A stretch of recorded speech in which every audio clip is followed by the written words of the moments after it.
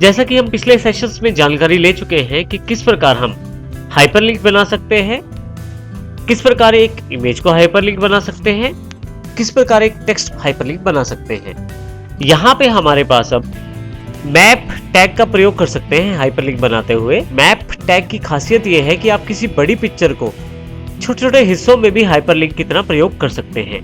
जैसे कि यहाँ पे एक एग्जांपल दिया गया है, ISST एम्स स्मार्टो सिस्टम की एक बड़ी सी पिक्चर दी गई है। इस पे मैं यदि चाहता हूँ कि केवल ये गोल वाले सर्कल पे ISST वाले बॉक्स पे ही क्लिक किया जाए और यहीं पे हाइपरलिंक जनरेट हो तो भी हो सकता है, और यदि मैं चाहता हूँ स्मार्टो के सिर्फ O पे क्लिक करने से लिंक जनरेट हो तो वो भी हो सकता है। इसके लिए मैं मैप टैग का प्रयोग करता हूँ। आइए देखते हैं मैप टैग की क्या खासियत है और इसे किस प्रकार प्रयोग किया जा सकता है।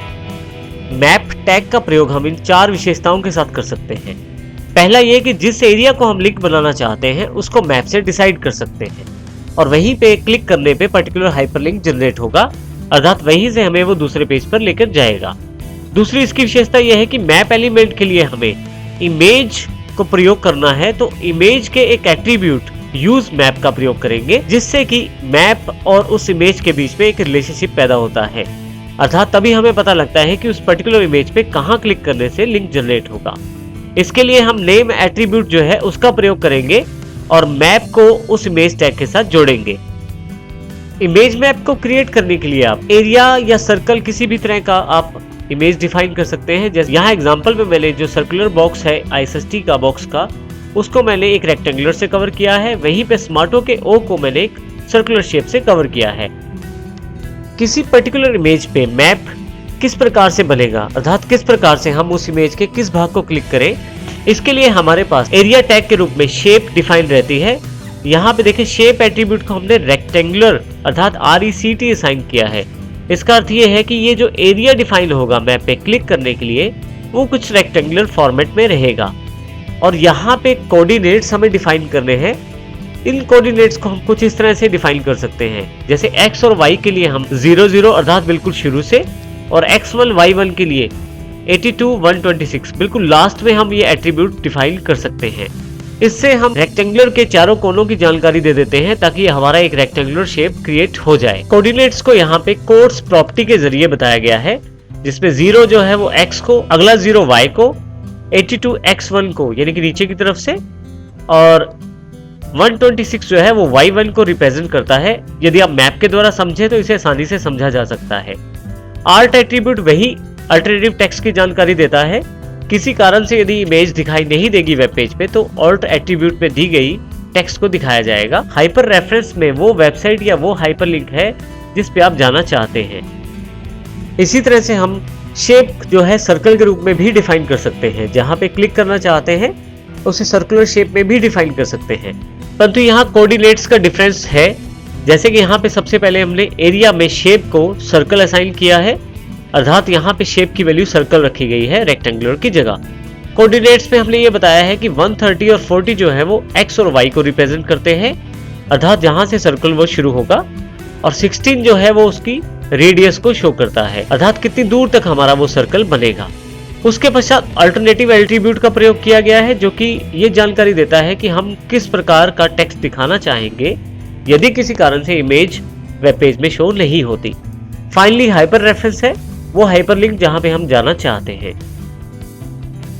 आइए हम 15.img-map.html से इसे प्रैक्टिकल रूप में समझते हैं ताकि हम आसानी से देख पाएं कि इमेज मैप किस प्रकार से कार्य करता है, किस प्रकार से मैप टैग को इमेज के साथ जोड़ा जाता है और उसका प्रयोग किया जाता है। इसके लिए हम 15.img-map.html प्रोग्राम को खोलते हैं, डबल क्लिक करेंगे इस पे। अब देखेंगे हमारे पास ये प्रोग्राम ओपन हो गया है। ब्राउजर में इसको शो किया जा रहा है। जब मैं ISST के गोल सर्कल पे जाता हूं तो यहाँ पे हाइपरलिंक अवेलेबल रहता है, जबकि बाहर आते ही ये हाइपरलिंक डिसेबल हो जाता है। इसी तरह से स्मार्टो के O पे जब मैं जाता हूं तो यहाँ पे देखिए सर्कल अवेलेबल रहता है, परंतु जैसे ही थोड़ा सा बाहर आता हूं तो ये सर्कल या फिर से वो हाइपरलिंक हट जाता है। तो कुछ इस प्रकार से हमारे पास ये लिंक क्रिएट हो जाता है एक इमेज के भाग के रूप में, जो कि मैप के द्वारा ही किया जाता है। यहाँ पे एक इम्पोर्टेंट बात और, यदि आपको लगता है कि आपके द्वारा तय किए गए कोऑर्डिनेट्स ठीक नहीं हैं, तो आप यहाँ माउस क्लिक करके रखें। जैसे कि मैं यहाँ क्लिक करता हूँ तो आपके पास यदि रेक्टेंगुलर सेलेक्ट किया है कोऑर्डिनेट्स के लिए तो रेक्टेंगुलर शेप, अन्यथा यदि आप सर्कुलेशन शेप पे क्लिक करें तो छोटा सा सर्कल दिखाई देगा। आप अपने कोऑर्डिनेट्स को चेंज करते हुए तय कर सकते हैं कि कौन सा सिलेक्शन जो है आप इमेज मैप के साथ दे सकते हैं। आइए देखते हैं कोडिंग में इसको किस प्रकार से इंप्लीमेंट किया जाता है। इसके लिए इमेज मैप.html को राइट क्लिक करके एडिट विद नोटपैड ++ के साथ खोलेंगे। यहाँ पे हमारे पास यदि आप यहाँ नोटपैड फाइल में देखें तो किस तरह से इंप्लीमेंटेशन किया है ये हम जानते हैं। अब यहाँ से सबसे पहले एक पैराग्राफ को इंक्लूड किया गया है जो यहाँ पे आपके पास एक टाइटल शो कर रहा है। उसके पश्चात एक इमेज को पिक किया गया है जो ISST एम्स का स्मार्टो सिस्टम्स का इमेज है। अब यहाँ देखें ये पूरा का पूरा इमेज के लिए लाइन है। सबसे लास्ट में एक एट्रीब्यूट को शामिल किया गया है यूज मैप और उसको एक आईडी दिया गया है #mapping। अब यहाँ पे आपके पास नाम कुछ भी हो सकता है, ये हमने एक आईडी दिया है मैप इमेज के नाम से। आप किस एरिया को मैप बनाना चाहते हैं उस एरिया को डिफाइन करने के लिए आप मैप टैग का प्रयोग करेंगे। आप देखेंगे यहाँ से मैप टैग शुरू है और यहाँ पे खत्म है। क्योंकि हम उस इमेज को इस मैप से रिलेट करना चाहते हैं तो हमने वो आईडी यहाँ पे डिस्क्राइब कर दिया है, अर्थात इससे मैप और इमेज आपस में जुड़ जाएंगे। अब जो आप मैप डिफाइन करना चाहते हैं उसको एरिया टैग से डिफाइन करें। जैसे एरिया में हमने सबसे पहले शेप डिफाइन किया है रेक्टेंगुलर, उसके पश्चात कोऑर्डिनेट्स डिसाइड किए हैं। वो सारे कोऑर्डिनेट्स यहाँ पे दिखाई दे रहे हैं। अल्टरनेटिव टेक्स्ट, अगर किसी कारण से इमेज ना दिखाई दे तो उस केस में आपके पास यह अल्टरनेटिव टेक्स्ट दिखाया जाएगा।